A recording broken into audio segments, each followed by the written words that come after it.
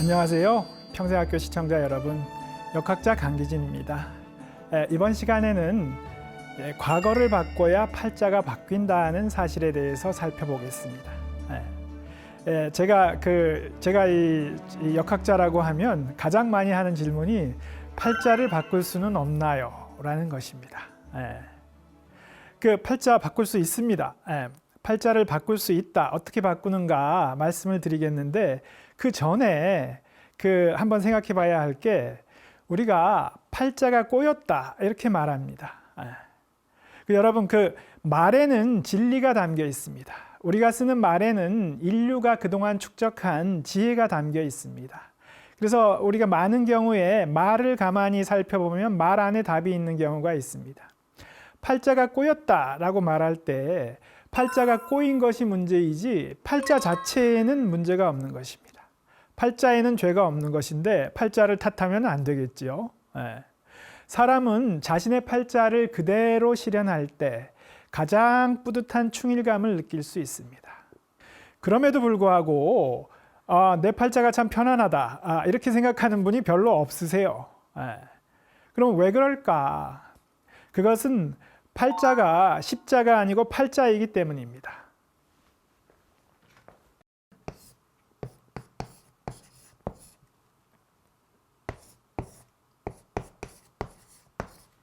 우리가 쓰는 그 팔자를 한자로 쓰면 팔자입니다. 8팔의 글자자, 8글자라는 얘기죠.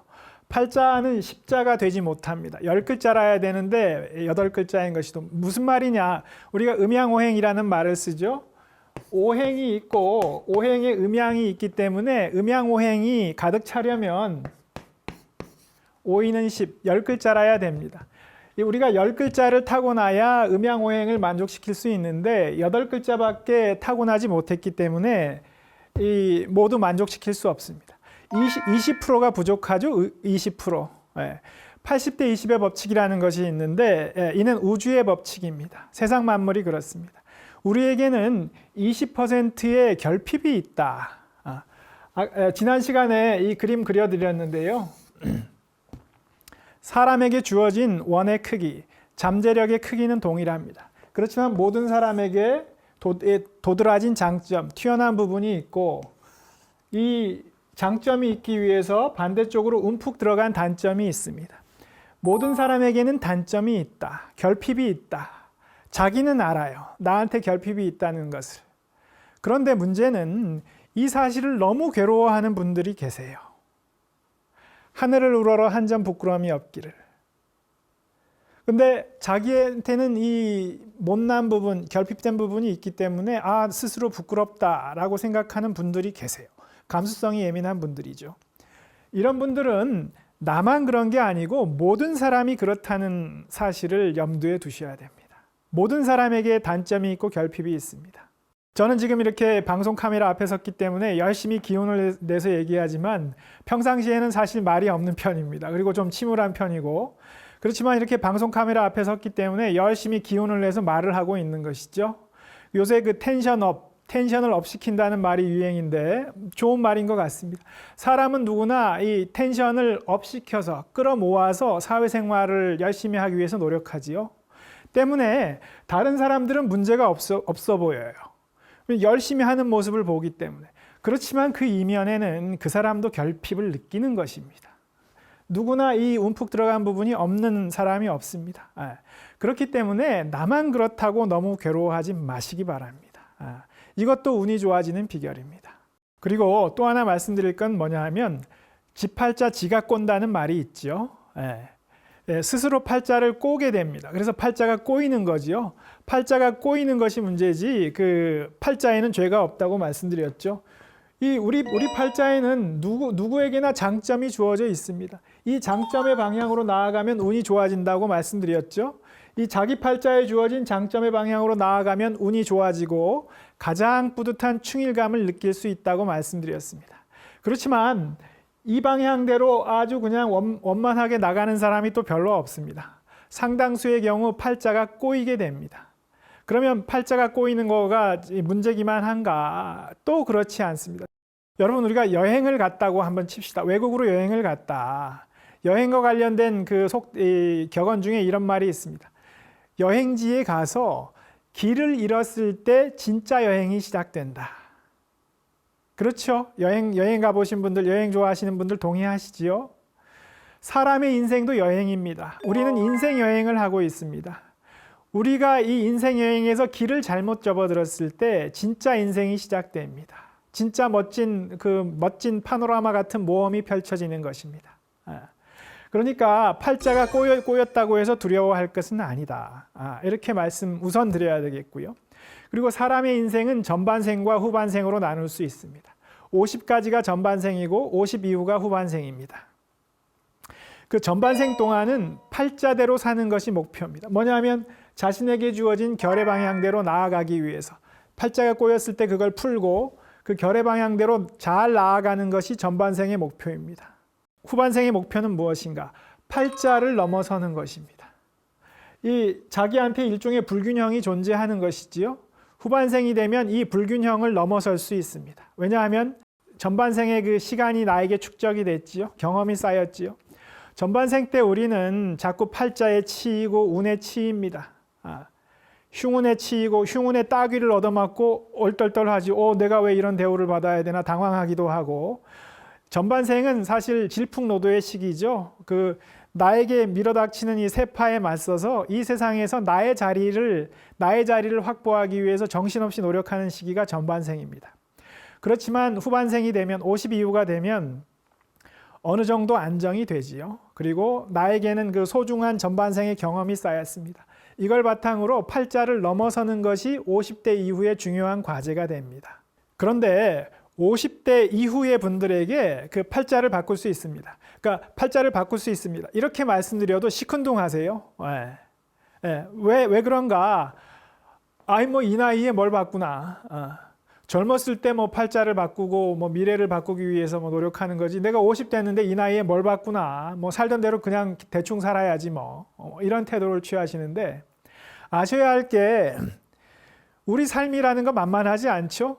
살던 대로 그냥 살아야지 라고 생각하시면 살던 대로 그냥도 살 수 없습니다. 더 가라앉게 되는 것이지요. 열심히 노력해야 살던 대로 또는 그 이상으로 살 수 있는 거죠. 50대 이후의 분들이 왜 이 나이에 뭘 바꾸나 라고 생각하시는 건 바꿔야 될 게 미래라고 생각하시기 때문입니다. 그렇지만 사실은 정작 바꿔야 될 것은 내 팔자에서 내 인생에서 바꿔야 될 것은 미래가 아니라 과거입니다. 이렇게 말씀드리면 과거를 어떻게 바꾸냐 이렇게 반문을 많이 하시는데 과거라는 것은 고정되어 있지 않습니다. 과거는 유동적입니다. 여기 자막에 유동 나가는데 유동, 흐를 유, 움직일 동입니다. 나의 과거라는 것은 끝없이 흐르고 있고 움직이고 있습니다. 나의 과거는 고정되어 있지 않습니다. 내 과거는 고정되어 있다. 내 과거는 내가 잘한다 라고 생각하시기 쉬운데 가만히 한번 돌아보십시오. 차분하게 가만히 나의 과거를 돌아보십시오. 나의 과거가 정말 어떤 모습일까? 가만히 들여다보면 의외로 내가 나의 과거가 어떤 모습인지 잘 모르겠다. 이 사실을 느끼게 되실 겁니다. 과거는 흐릿한 안개 속에 있습니다. 그리고 과거는 다각도의 것입니다. 이쪽 방향에서 보느냐 이쪽 방향에서 보느냐에 따라 과거의 모습이 달라집니다. 여러분 지긋지긋한 과거였는가? 나를 단련시키는 의미 있는 과정이었는가? 이것은 종이 한 장 차이입니다. 누구나 한스러운 과거가 있습니다. 누구나 이 결핍된 부분이 있기 때문에 누구나 한스러운 과거, 원망스러운 과거가 있습니다. 그렇지만 가만히 들여다보십시오. 한스럽기만 했나요? 원망스럽기만 한가요? 그 안에 아름다운 부분은 없었는가? 가만히 보시면 있었다는 것을 찾으실 수 있을 것 같습니다. 의미 없는 과거란 없습니다. 한스러운 과거, 원망스럽기만 한 과거가 아니고 그 안에는 아름다운, 나의 과거도 아름다웠다라는 부분을 찾으실 수 있을 거라고 봅니다. 그렇게 해서 이 지긋지긋한 과거를 의미 있는 과거, 의미 있는 과정, 나를 단련시키는 과정으로 바꾸어내는 것이 과거를 바꾸는 것이고 그렇게 했을 때 사람은 팔자를 바꿀 수 있습니다.